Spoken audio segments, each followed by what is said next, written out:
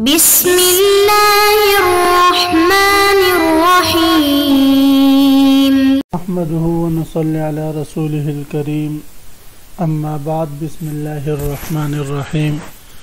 عزیز طلباء، آج ہم کنز الدقائق حصہ دوم سبق نمبر 154 شروع کر رہے ہیں۔ اس سبق میں ہم کتاب الصلح سے باب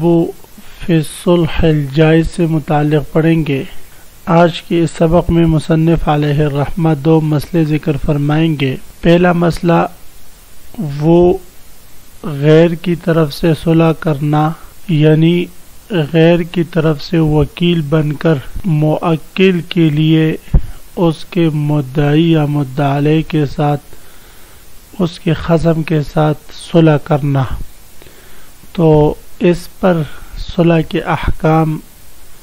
جاری ہوں گے۔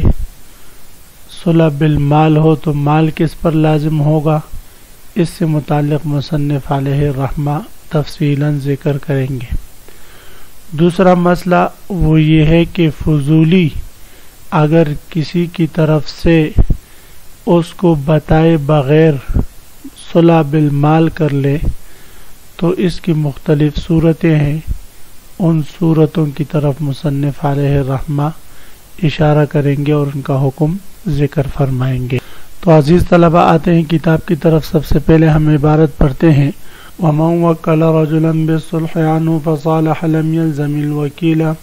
مَا صَالَحَ عَلَيْهِ مَا لَمْ يَزْمَنْهُ بَلْ يَلْزَمُ الْمُوَكِّلَ وَإِنْ صَالَحَ عَنْهُ بِلَا أَمْرٍ صَحَّ إِنْ ضَمِنَ المال أو أضاف إلى ماله أو قال علي 1000 وسلم وإلا توقف فإن أجازه المدعي عليه جاز وإلا بطل۔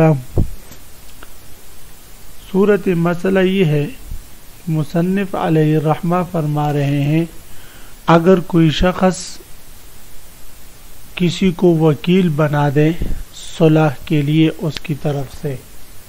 زید پر مقدمہ ہے، اس نے عمر کو وکیل بنا دیا، عمر کو کہا کہ جاؤ فلاں مدعی سے یا میری مصالحت کروا دو، صلح کر لو۔ تو اس صورت میں اگر عمر جا کر اس کی طرف سے اس کی مدعی سے صلح کرتا ہے اور اس میں مال پر صلح کرتا ہے تو یہ صلح جائز ہوگا۔ اور اس صلح بالمال میں وکیل محض جو ہے وہ سفیر ہے، یعنی وہ صلح کر لے نکاح میں یا صلح کر لے مال کے دعوے میں، چاہے وہ صلح عن انکار ہو یا صلح عن سکوت ہو یا صلح عن اقرار ہو یا صلح عن دم عمد ہو۔ تو فرماتے ہیں ان تمام صورتوں میں وہ صلح اس کا جائز ہوگا، اور اس صورت میں جو مال ہے وہ موکل پر لازم ہوگا، وکیل پر لازم نہیں آئے گا۔ تو فرماتے وَمَنْ وَكَّلَ رَجُلًا اگر کسی نے کسی شخص کو وکیل بنا دیا بِالصُّلْحِ صلح کا، عنہ اپنی طرف سے، یعنی موکل نے اس کو وکیل بالصلح بنا دیا اپنی طرف سے، فصالح بس وکیل نے مصالحت کر دی، لم يلزم الوکیل ما صالح علیہ تو وہ چیز جس پر مصالحت ہوئی ہے وہ وکیل پر لازم نہیں ہوگی، ما لم یضمن ہو جب تک کہ وہ خود اس کا ضمان قبول نہیں کرے۔ ہاں اگر وکیل نے صلح کرتے وقت یہ کہا، یعنی عمر نے صلح کرتے وقت یہ کہا کہ آپ زید سے صلح کر لیں اور آپ کے لیے 1,00,000 روپے کا ضامن میں ہوں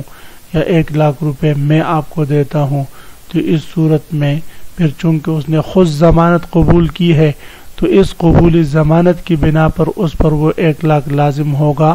یعنی ما صالح علیہ، یعنی بدل صلح پھر زمان کی وجہ سے اس پر لازم آئے گا، نہ کہ عقد صلح کی وجہ سے۔ بل یلزم الموکلہ تو فرماتے ہیں کہ اگر وہ زمان قبول نہ کرے تو اس صورت میں وہ بدل صلح موکل ہی پر لازم آئے گا۔ وَإِنْ صَالَحَ عَنْهُ بِلَا أَمْرٍ اب یہاں سے مصنف علیہ الرحمہ کس کا مسئلہ ذکر فرما رہے ہیں بھئی؟ فضولی آدمی کا۔ اگر فضولی آدمی کوئی غیر نیک بندہ ثالث بن کر مدعی اور مدعا علیہ کے درمیان مصالحت کروانا چاہتا ہے اور مدعی کو پتہ ہی نہیں یا مدعا علیہ کی طرف سے اس کے مدعی سے مصالحت کروانا چاہتا ہے اور مدعا علیہ کو پتہ ہی نہیں، تو فرماتے ہیں یہ مصالحت چونکہ ایک نیک عمل ہے، اچھا عمل ہے، تو فضولی کے لیے اس کی کرنے کی اجازت ہے۔ لیکن اگر یہ صلح بالمال ہوئی اور فضولی نے یہ مال خود قبول کر لیا، خود اس کے ضمان قبول کر لیا، ان ضمن المال، اگر خود وہ مال کا ضامن بنا، پہلی صورت یہ ہے کہ صلح بالمال کی اور مال کا ضامن وہ خود بنا، اس کو کہا مدعی سے کہ آپ کا مال میں دوں گا، تو یہ جائز ہے، صلح بھی جائز۔ اسی طرح اگر بدلے صلح کی نسبت اپنے مال کی طرف کی، کہا بھی کہ آپ فلاں بندے سے صلح کر لے اور میری جو گاڑی ہے میں آپ کو بدلے صلح کے طور پر دے رہا ہوں یا فلاں چیز دے رہا ہوں، اپنے مال کی طرف بدلے صلح کی نسبت کر لی، تو یہ صلح بھی جائز ہے۔ یا یوں کہا کہ تم فلاں سے صلح کر لو، وعلی الف، اور آپ کے لیے 1000 درہم مجھ پر لازم ہے، تو پھر اس نے صلح کر لی، تو یہ بھی جائز ہے۔ اسی طرح اگر اس نے مطلقاً کہا کہ علی الف، کہ الف، کہ بھئی آپ صلح کر لے اور 1000 آپ کے لیے ہے،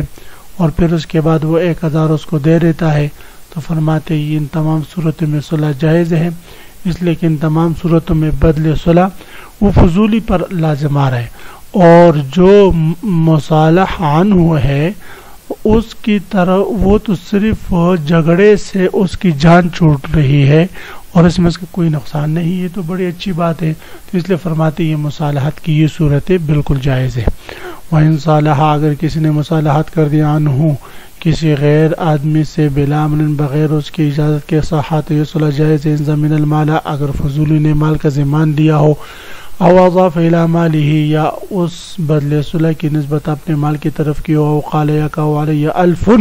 مجھ پر 1000 ہے، وسلم، اور پھر 1000 دے بھی دیا، تو یہ صلح جائز ہے۔ والا توقف، اگر ان بدلے صلح اس نے دیا نہیں، نہ اس کا اپنے مال کی طرف اشارہ کیا، نہ اپنے مال میں سے دیا، کچھ بھی نہیں کیا، تو توقفہ، تو عقد صلح موقوف رہے گا۔ فإن اجازہ المدعا علیہ، اگر مدعا علیہ نے اجازت دے دی اور وہ بدل صلح قبول کر لی، تو جازہ، یہ صلح جائز ہوگا۔ وإلا بطل، وگرنہ اس فضولی کا کیا ہوا صلح جائز نہیں ہوگا اور صلح باطل ہو جائے گا۔ تو عزیز طلبہ، اسی مسئلے کے ساتھ آج کے سبق کا اختتام ہوا۔ آج کے سبق کا خلاصہ یہ ہے کہ ہم نے 2 مسئلے پڑھے، ایک یہ ہے کہ وکیل موکل کی طرف سے صلح کروائے تو وہ بدل صلح میں محض سفیر ہے، بدل صلح موکل ہی پر لازم آئے گا۔ دوسرا مسئلہ ہم نے یہ پڑھا کہ اجنبی آدمی، فضولی آدمی کسی کی طرف سے مصالحت کر لے، اگر مال کا ضمان خود قبول کرتا ہے تو یہ جائز ہے، اگر مال کا ضمان مدعا علیہ پر ڈالتا ہے تو پھر اس کی اجازت سے جائز ہوگا، اس کے بغیر جائز نہیں۔ وآخر دعوانا ان الحمد للہ رب العالمین۔